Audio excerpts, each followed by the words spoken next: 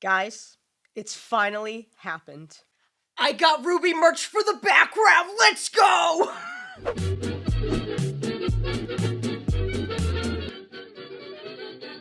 What's going on, guys? My name is Morgan and welcome to or back to my channel. Today we're continuing RWBY. So this is the first RWBY reaction I am recording since MomoCon, and it was at MomoCon that I found these beautiful prints. Literally the only RWBY merch I saw that entire convention, and I'm so glad I could put it in the background and have something RWBY related. I'm trying to have my background match more of what I'm currently reacting to. So today we are reacting to Volume 4, Episodes 8 and 9, a much needed talk, and 2 steps forward, 2 steps back.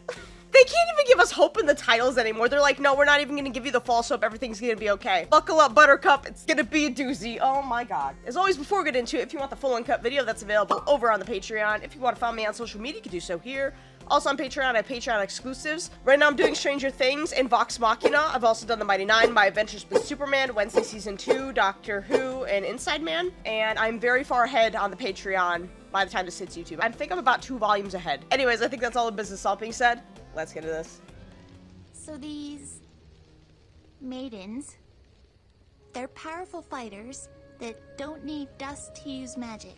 He told them about the maidens. I was like, which fairy tale did he tell them about? Because, you know, there's so many fairy tales. I'm like, are we unlocking a new one? What's going on? But no, we're learning about the maidens. And I'm assuming we're also learning about Pyrrha and what happened and everything that was going on with that whole situation. Whenever one of them dies, the power transfers to someone, a female, that they care about. Whoever was in their thoughts last. Regardless, their souls become combined. And that's what you were trying to do to Pyrrha. Oh, Jean's putting the pieces together. I thought Qrow was, like, gonna just come out and say it, but no, Jean beat him to it. He put... Whew. It'll be interesting to see Jean's thoughts on all this. It doesn't sound like he's very happy about it. Can't say I blame him. So you forced it on Pyrrha. We didn't force anything. We explained the situation and gave her a choice, and she chose. Pyrrha as a character, she was always doing what was best for others. She was very selfless. When Jean had a crush on Weiss, she was encouraging, even though she liked Jean, she was encouraging of Jean to pursue Weiss and just be himself, even though, you know, it wasn't in her own best interest for her to give him advice on how to, like, charm Weiss. She's always been, like, this poster child for, like, perfection and talent, and, like, things have just been expected of her. She's always been treated differently because of it. Jean knowing who Pyrrha is and what she's like and how selfish she is like, of course she said she would. She didn't value herself over other people. Ugh! Not many people know about the Silver Eyes, but those that do aren't very happy that one has surfaced. That's why I've been keeping an eye on you. Wanted to make sure you were safe.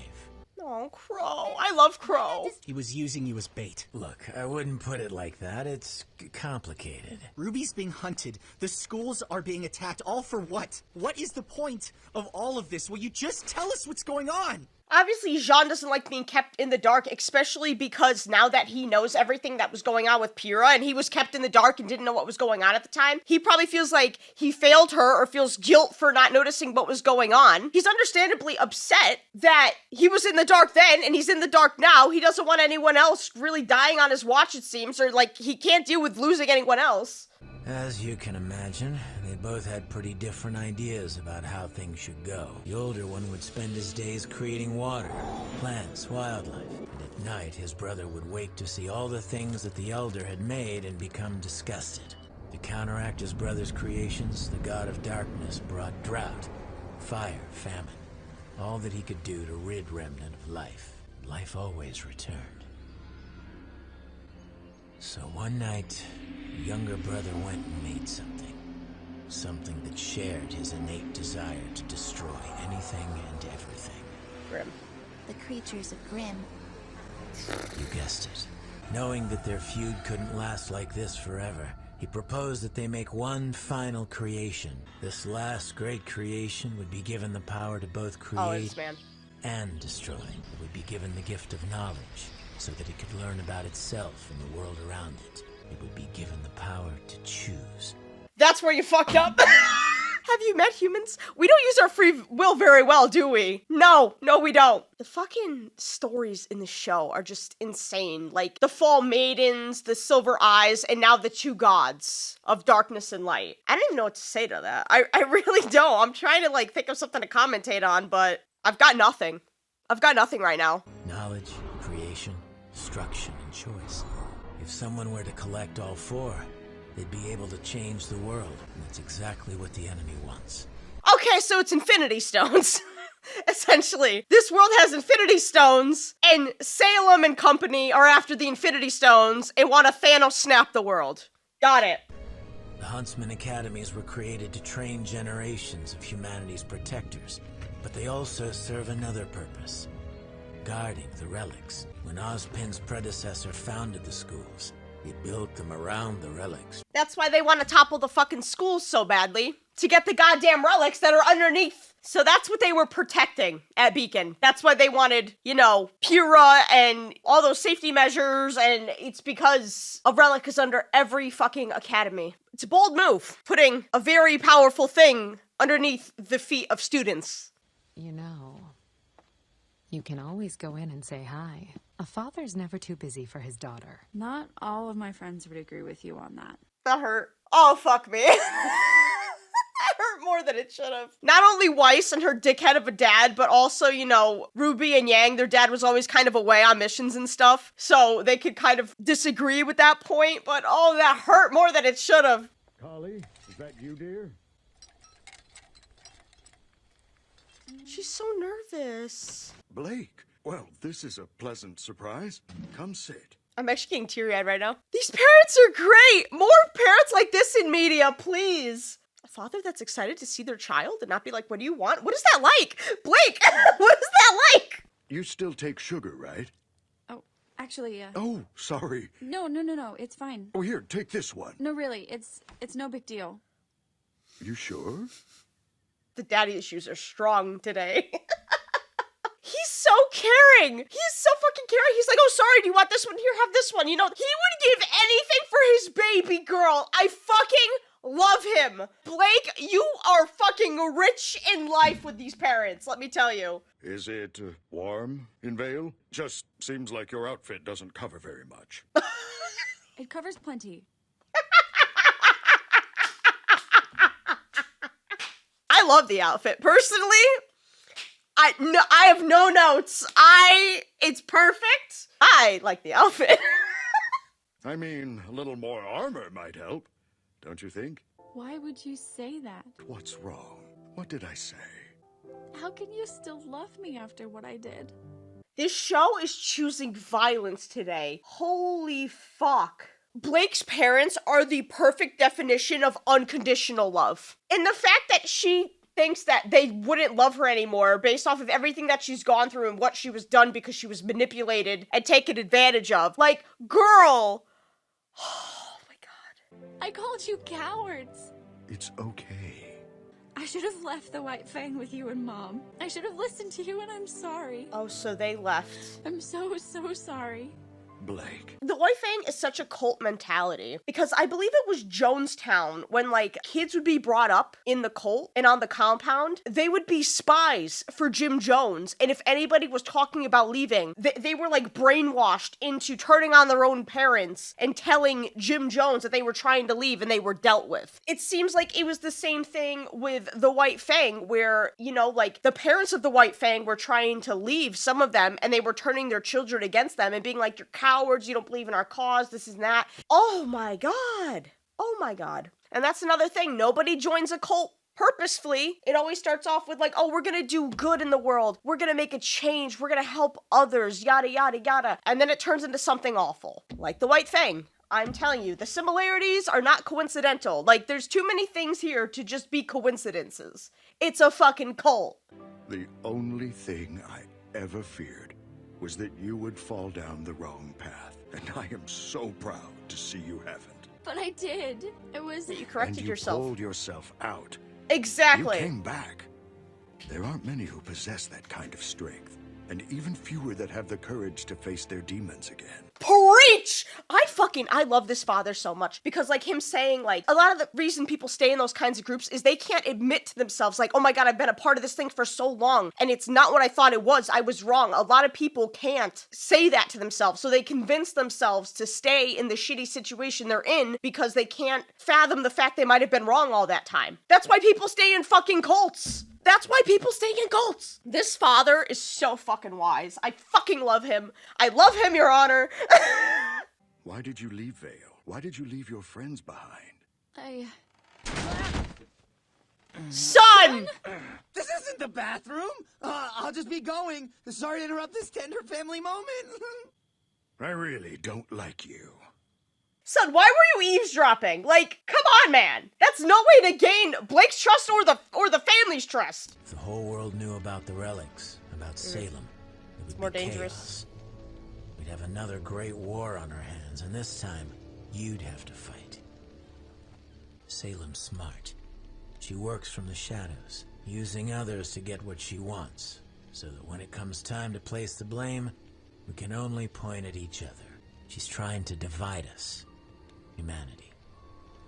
And so far, she's done a pretty damn good job. Is the moon broken because of humanity? Like the Great War they had? The way the camera panned up as he said that, I'm like, I never really gave much thought as to why the moon exploded halfway. But now I'm like, was it the war on humanity that did that? Like, if it did, holy fuck. This is a lot to take in, and it all sounds crazy, but I'm willing to do whatever I can to help. Because I trust you. But why couldn't you trust me? Why couldn't you just travel with us instead of all of this secrecy and... Look, this has nothing to do with trust. I can understand Ruby's frustration and her questioning though, because while technically, yes, she's not an adult, she's putting her life on the line every day to fight monsters of Grimm and now being stuck up in this political climate that is just ready to explode. I feel like the situations being what they are, we should be a little bit more open. Like, I understand Ruby's frustrations, and we also know that she hates being treated like a child, and she just wants people to treat her the way everyone else is treated, and I understand Ruby's frustrations. It's a long story, okay? Seriously? Now you're tired of telling us stories? Nora makes a good point. Did you know that crows are a sign of bad luck? Or superstition. But it's how I got my name. Oh, we're about to get a tragic Qrow backstory. No! He's gonna blame himself for something, thinking he's bad luck because of what he just said. God damn it. Some people are just born unlucky. My semblance isn't like most. It's not exactly something I do. I guess you could call me a bad luck charm. Comes in real handy when I'm fighting an enemy. His semblance is just being bad luck. While that's fortunate in a fight, it's not fortunate in every other fucking instance of your life. You know, like you can't get close to anybody because you're afraid if you get too close to somebody that you're gonna accidentally cause bad luck on them and they get hurt or killed. There's nothing else you want to tell us? Oh, that's the bad luck. Not tonight. This is gonna be so confusing. When Qrow with a Q is human and we see the Qrow with a C show up, that's like the manifestation of his semblance, the bad luck, essentially. Or like it's a bad omen or something. That gives me the question with Raven, if Raven has something similar, because we know she abandoned Yang at a very young age. I'm wondering if she has something similar and that's kind of why she abandoned her, or if it had to do with the whole like being in the cult of Salem. Could be a little bit of both, I don't know. Your mom said White Fang members don't wear masks in Menagerie, but I saw one at the market yesterday. I even got a picture. Son. Look, I'm trying to help. I don't want your help.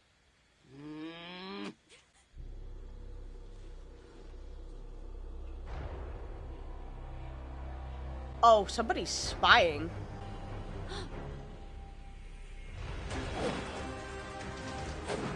A freaking ninja? A freaking ninja? Blake Blake really just doesn't want to deal with it. She's like, I'm here to see my family. I don't want to think about this. I want to get away from everything. I want to just relax. But Sun is here like something's not right. There's danger. And when we saw the last two White Fang members that showed up on Kira's door, they were like, let's report to Master Adam. So clearly they're in with Adam's group of misfits. The White Fang is evil. I totally called it, and I'm bringing your daughter back.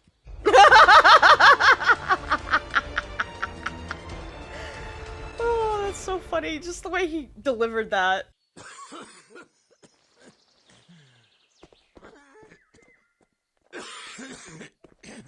Oh, he's bleeding through his bandage.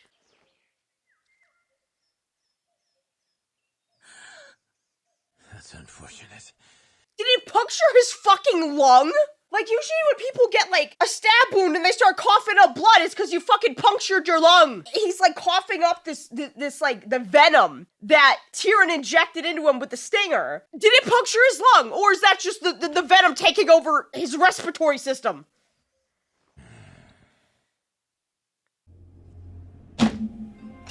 What is wrong with these people, man?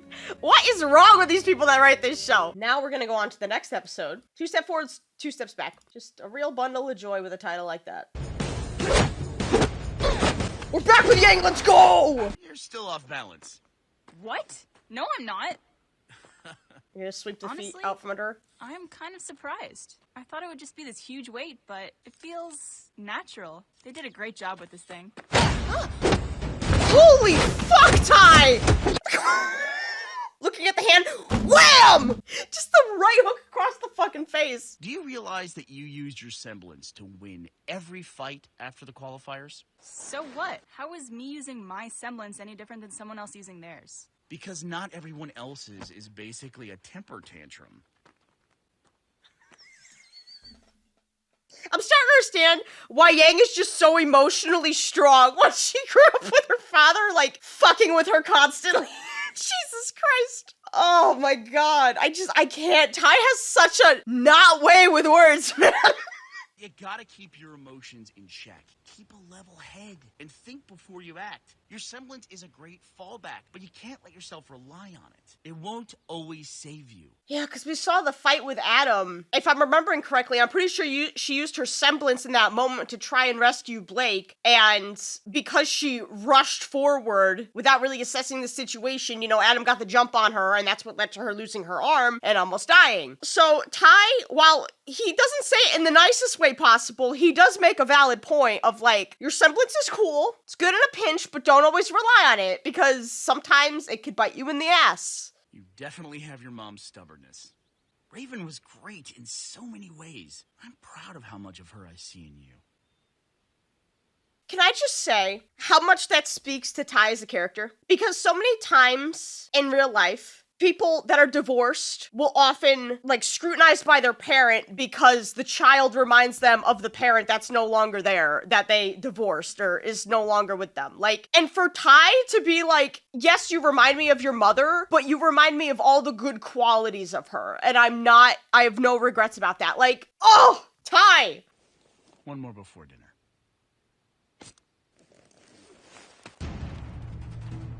Oh, shit. Okay, so we're gonna see if she actually goes around here instead of through.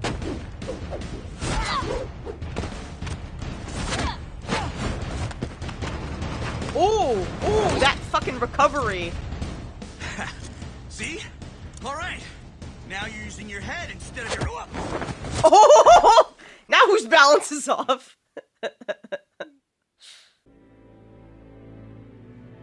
we're back with Weiss. Oh, we're back with Weiss.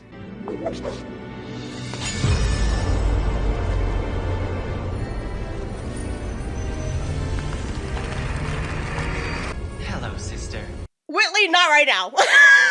Not right now, no, Whitley. The fact she's using her imprisonment to work on her semblance and get control over it so she can bust her ass out!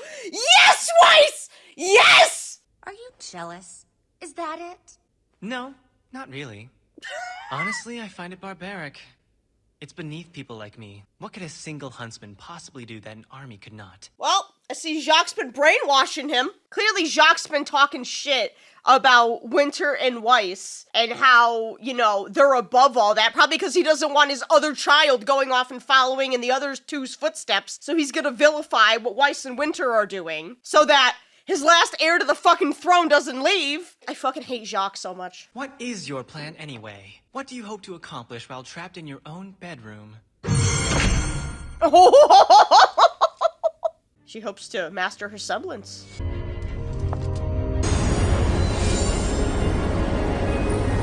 Is she gonna try and summon the fucking night thing?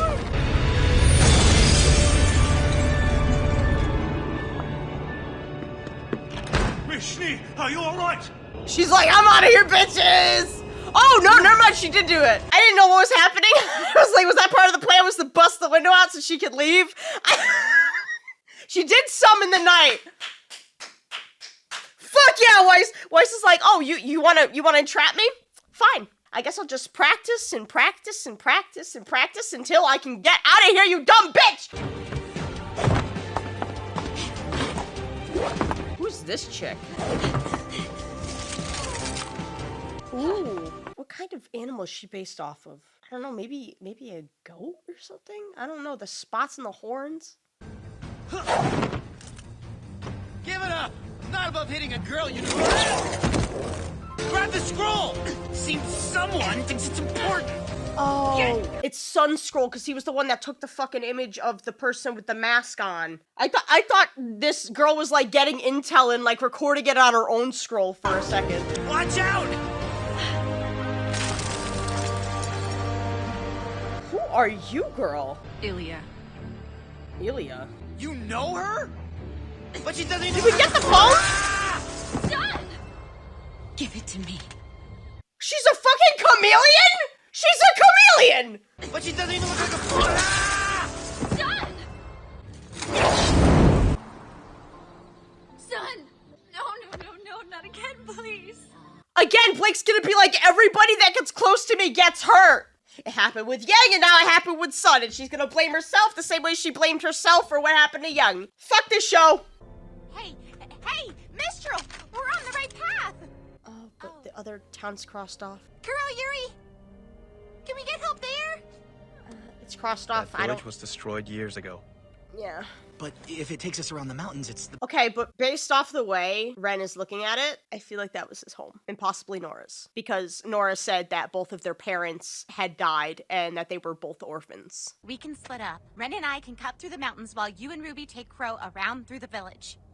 No, we're supposed to stick together. We keep each other safe. We don't have time for safe. If we make it to Mistral, we'll bring back help. If we don't, we'll at least have a better view of the land. Up there, we can see if there's somewhere else we can go. Nora's trying to play like the mediator of like, okay, we're gonna split up, everyone gets what they want, it'll be fine. You know, she's trying to comfort Ren, but also trying to help Jean and Ruby get Qrow to help and, you know, like, but also not exposing Ren to whatever traumas he's got in that fucking town.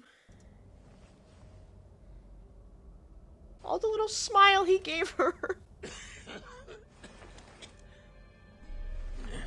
We don't have the time to debate this, guys. We gotta split up. Just take care of each other. We always have. We always have. They have such a fucking history. That makes me think that Nora's family also perished in that town or something. Why can't we ever just have a nice character that's happy? Like, am I asking for too much? They're gonna be fine, John. You don't know that.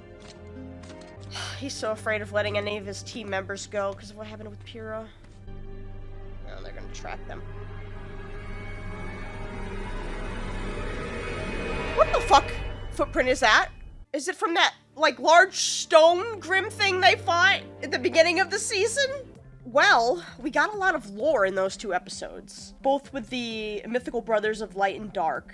Getting a little bit more into the Silver Eyes thing. Getting a little bit on Raven as a character. And also Blake's parents and, like, her family dynamic and, like, the guilt she had and thinking her parents wouldn't want her back because of everything that she'd said. We learned a lot. Holy fuck. My brain's like a little, like just trying to process everything right now. So clearly Adam is having the White Fang spy on Blake because she was essentially his second in command for a while, so he probably doesn't trust her, you know, being out and about because she could probably foil him since she knows the most about him, it seems. And she clearly knew the Chameleon Girl from her time in the White Fang, and they did not seem like they were the best of buds.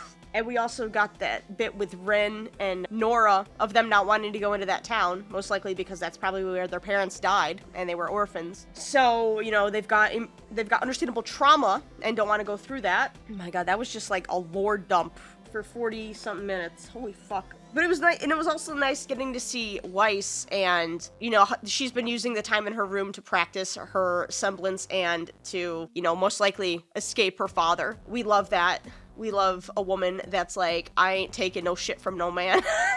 I love that. But yeah, anyways, that is gonna be it for this video, guys. Thank you guys so much for watching. If you want the full uncut video, it's an hour and 2 minutes at this point. That's available over on the Patreon. Let me know what you guys thought about these episodes in the comments below. And as always, I'll see you guys in the next video. Peace.